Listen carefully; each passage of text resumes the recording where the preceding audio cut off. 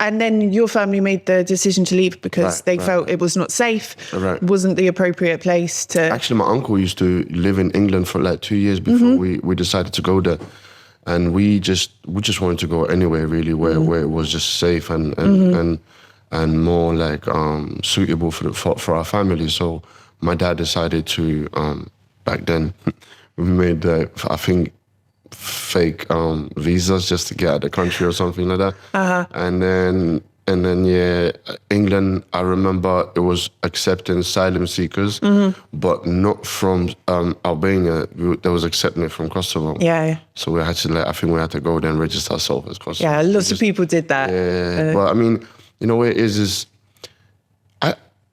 like, on my opinion, I think civil wars are more horrible than actually wars country to country, because you have it's neighbor to neighbor. Yeah, and then they end up killing each other. And yeah, and we just, my father, because obviously I was too young to decide anything, we decided to go to England in '97.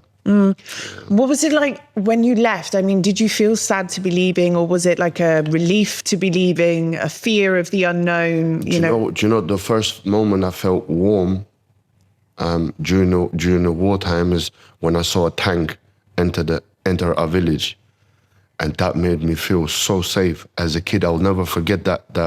I don't really have a lot of memories since then, but that thing is one thing I'll never forget. The warmness that made me feel like, okay, the country is getting back to its feet. We kind of feel safe. And then obviously as a kid, it was hard to leave. You know how friendships in Albania I mean, I wouldn't say just Albania, probably all around the world. When you have friends at a young age, there is no interest, and it's pure love and pure friendship. And leaving, I didn't know how it is to leave. So yeah, I left. The hardest thing was leaving friends behind at that age. And you touched down in London, I assume. What was your first impression of Waterloo? I don't really remember much. I start remembering. I mean, I didn't have any sorts of feelings. I was just out and cold, you know, coming from a village, a poor country, going to. Imagine we stopped in Waterloo. Could you imagine how developed Waterloo was? Like a lot of big buildings, and I was like, okay, I just know I'm in a different country now. Yeah. And just go That's a culture shock, isn't it? Yeah, big one. Yeah. And then obviously I stayed with family. I didn't go to school for like a year and a half or two. A year and a half, sorry, because it was because I went there January, 1st of January, I actually went there. So the school had already started, so I had to wait for summer to end, and then next summer, end of summer, I'll register myself. Obviously the council send us to a place where all immigrants get sent. It's not like they're going to send us in Rolling Hill. Yeah, the equivalent Chelsea or something. Exactly. You know, so they will send you where everyone is, like the cultures are, you name it, everyone. I was in Greenwich Borough, and I was in Southeast Woolwich. Yeah. So not especially at that time, not the safest area. Exactly. You know, absolutely not. It was. You went from one war zone to sort of another. Literally another one, and then obviously had to. There wasn't many Albanians. No. Back in England back then. No. Did you speak English? No, at all. No, I mean I used to learn, but it was nothing. Yeah. Especially the dialect and stuff. Yeah. I went with my husband's Albanian. He's from Dores. We went to London last year, and we walked past this taxi rank, and he could hear the taxi drivers talking, and he was like, "What country are they from?" I was like, "They're Cockneys," you know. Like he was like, "That's not English." I was like, "Yes, it is," you know. That's proper English. Yeah. Yeah. So obviously, learning from books in Albania was not helping at all. The only time I started to pick up is in school, because back home we speak Albanian, so it wasn't really helping me. And then, yeah, that was the story, the small story. Yeah, but I'm curious, like we talk about the culture shock, like what were the biggest adjustments you sort of made in those years, language aside, you know? I mean, you're saying you were with lots of other immigrants as well, so maybe it was maybe not as harsh a culture shock in a way. No, at the beginning, I wasn't. I was the second Albanian in my school. There was no other Albanians. Yeah. Remember, I went in '97, so people had just starting to leave Albania, but not many in England. And even if there was, I didn't see much. And only place I would see Albanians is where we would go and get the social help at the social services. So that's where I would see kids and stuff like that. But did you find it easy to integrate as a kid in that school system? In school, it was a bit hard, to tell the truth. I don't wanna. I mean, I have some sad stories, like, but I guess even the other kids didn't know any better. Yeah, kids are mean. Yeah.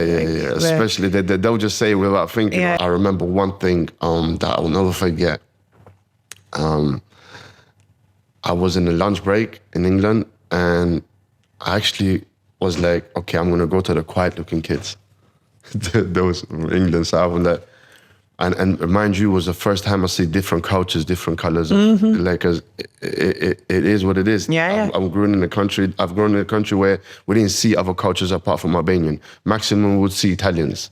I took my daughter to the UK for the first time 2 weeks ago, and she said very loudly on a train, "Mummy, why is that man's skin black?" And I was like, oh no, you know, because she hasn't, but never in real life, you know. And I was like, because we come in all different colours. Yeah.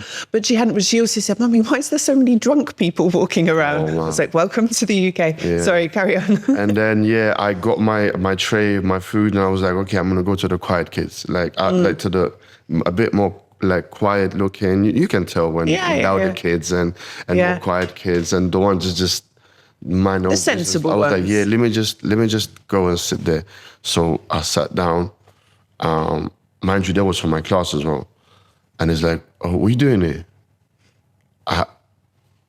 This is a year after I was in England. I was like, I'm gonna eat some food. I'm gonna eat my food. I was like, go and sit somewhere else. We don't like refugees, like, go back to your country. And that made me, like, I literally start crying on tears. I walked away and started crying, and I was literally swallowing my own spit and tears. And I was like, wow.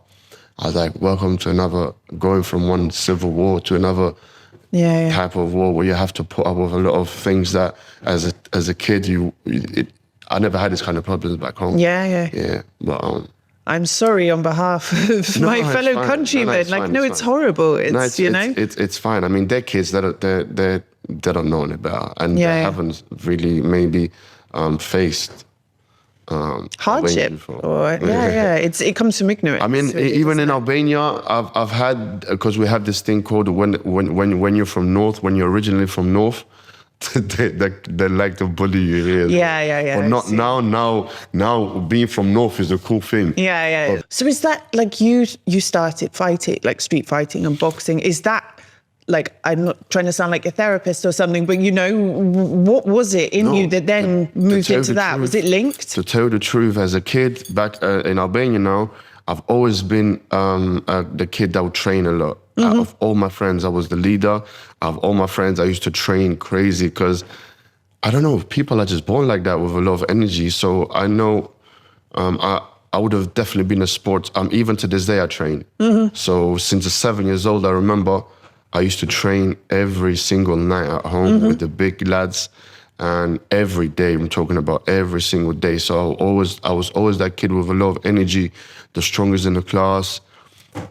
I used to look at the movies, Bruce Lee and Van Damme and all of that, and that just what I used to find myself. It clicked with you. Exactly. So I knew it, and I know now, when I think about it, that people are just born that way and they will never change. So I'm the kid that loves training.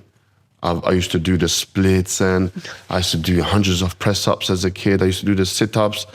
I used to literally climbing trees and jumping from buildings. I was a crazy little kid. So now going to England on a different council estate, zone. Apart from that, I wouldn't speak out. Remember, I was the shy kid. I wouldn't speak unless I would say it properly.